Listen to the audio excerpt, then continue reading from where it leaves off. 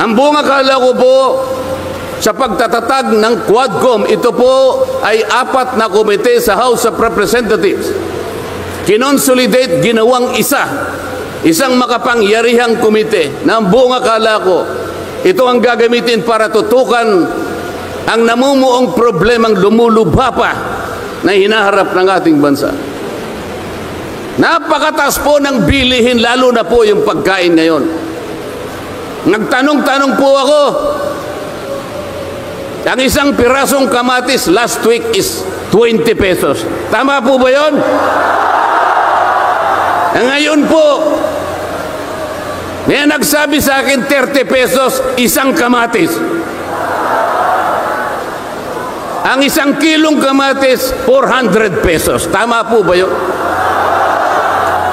Ang isang piraso ng siling pangsigang ay 10 piso. Yun po yung sinabi sa akin. Tama po yun? 600 pesos per kilo. Yun pong bell pepper. Dalawang kulay po yata yung bell pepper. Isang berde, isang pula. 45 pesos ang isang piraso. 1,000 pesos ang isang kilo. Bakit hindi po ito yung unang harapin natin? Napakalala po ng presyo ng kuryente sa ating bansa.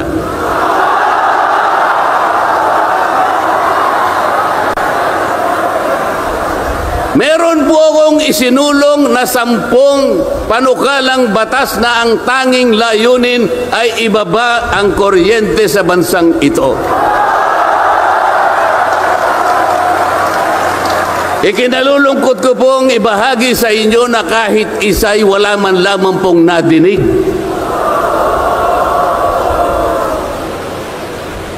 Ano po yung dininig? Pinatawag ang dating Pangulong Duterte, pinatawag ng Quadcom. At ang ginamit na pamamaraan ay yung isinasaad sa saligang batas, inquiry in aid of legislation. Natupad po ba yung inquiry in aid of legislation? Paano po in aid of legislation kung ang tatawagan nilang resource persons para humarap sa paglilitis na yon ay puro kalaban ng dating Pangulo? Alam po ninyo lahat yon. Pinagtatanong nila yung Pangulo base doon sa mga sinumpaang salaysay at affidavit nung kanyang mga inusig nung kanyang panahon sa war on drugs. Hindi naman ipinatawag ang mga taong maaring makapagbigay sa kanya ng tulong upang ipaliwanag ang war on drugs. Hindi ipinatawag ang mga solicitor general sa kanyang panahon. Hindi ipinatawag ang mga Chief PNP upang magpaliwanag kung ano ang war on drugs. Puro kalaban ng dating Pangulo. Yung mga abogadong kasama niya para magtanggol sa kanya, hindi pwedeng magsalita. Sapagkat ang tuntunin sa mga komite, ikaw ay papayagan lamang para payuhan mo ang kliyente mo sa kanyang karapatan. Ngunit paano mangyayari na ang kliyente nila ay papayuhan sa kanyang karapatan kung bubulungan lang siya, ay makikita siya ng isang chairman doon. Attorney, huwag mong bubulungan yan. Iko-contempt kita.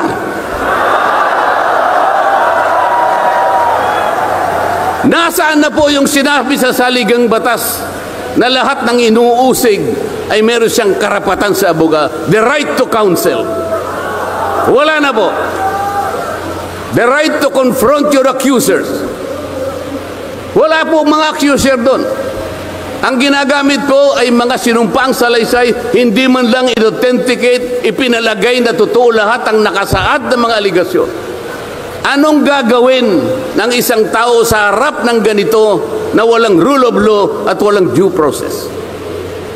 Ito po ang pinag-umpisahan ng kaguluhan at pagkakahati-hati.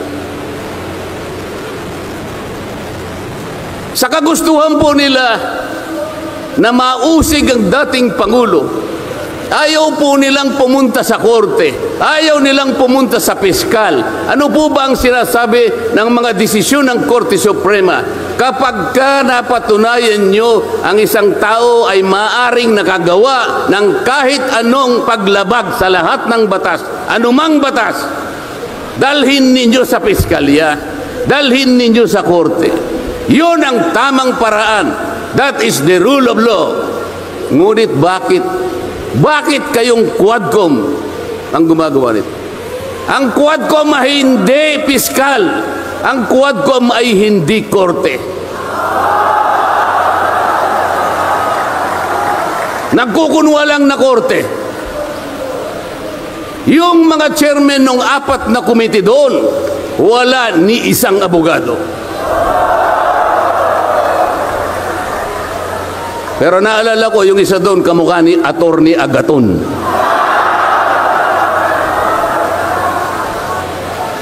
So sa halip na ang unahin ay yung kapakanan ng mamamayan, sa harap at liwanag ng napakaraming nakabantang panganib sa atin, sa ekonomiya, panglipunan, pangsiguridad, korupsyon, katiwalian, bakit ang inuuna ay usigin ng isang tao na hindi naman ipadadaan sa tamang proseso ng batas?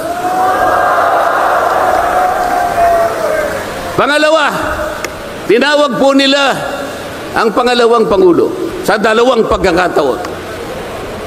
Una po, nung magpipresent siya ng budget. Ang pinipresent po niyang budget ay budget for 2025. Akalain po ninyo ang gusto nilang tanungin ay yung pagkakagasta ng kanyang budget noong 2022 and 2023. Saan ka naman nakakita ng ganong klaseng direksyon? 2025 ang dapat pag-usapan, ang kanilang pilit na itinatanong ay paggamit o paggasta niya noong 2022 at 2023. Ang sabi po ng Vice President, siguro nainis na rin, I forgo my opportunity to defend this 2025 budget and I leave it to the discretion of the House of Representatives as presented. Oh, ayaw pa nilang tanggapin. Nang ibig sabihin, ayaw ko nang idepensa sa inyo, bahala na kayo. Kung anong gusto nyong ibigay sa akin, bahala na kayo. Ano pong ginawa nila? Hindi. Kinakailangang masagutin mo lahat ito. Walang exempted dito. Kahit anong ngayon siya, kailangan namin tama po yung lahat po ng paggasta ng pera ng bayan ay kailangan pong suriin. Totoo po yun. Ngunit meron pong pagkakataon at panahon sa paggawa nito. Hindi po sa panahon ng pipresenta ng budget. So ang ginawa po nila, tinawag uli ang pangalawang Pangulo sa isang pagdinig sa isang komite na kung tawagin ay Committee on Good Government. Alam po ninyo yung pagsisimula nila para magkaroon ng katwiran na masabi na ang Vice President? Kinasangkapan nila yung isa sa amin, isang representative sa Maynila, tumindig at nag-privilege speech. Yung subject matter po ng kanyang privilege speech ay kaugnay po ng budget na pinagtatalunan na po sa plenaryo at sa committee. Sa tuntunin po ng House of Representatives, no one should avail of the privilege hour if the subject matter is related to a pending bill. Nandun na po yung bill sa baba, pinagsalita pa po yung isa. Nung banggitin ko po ito, nire-raise ko po, sabi ko, wala pong katwiran ito. Kailangan po tindigan ninyo, sundin ninyo ang ating tuntunin. Kapag hindi tayo sumunod sa ating tuntunin, sinong maniniwala sa atin na tayo may karapatang gumawa ng batas para sa ikabubuti ng ating bansa?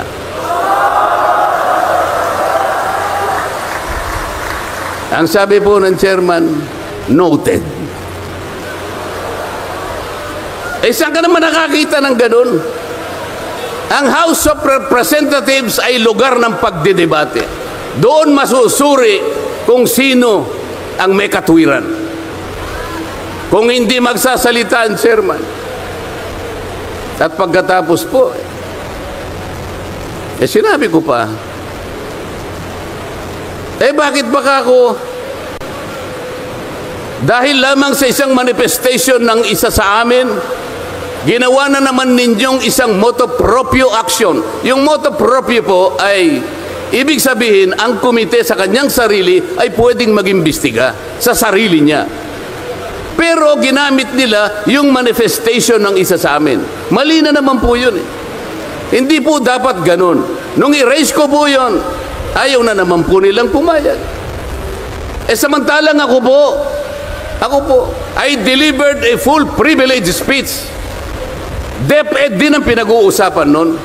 At ang ni-raise ko po ay yung katiwalian involving more than 3 billion pesos covering 3 annual audits.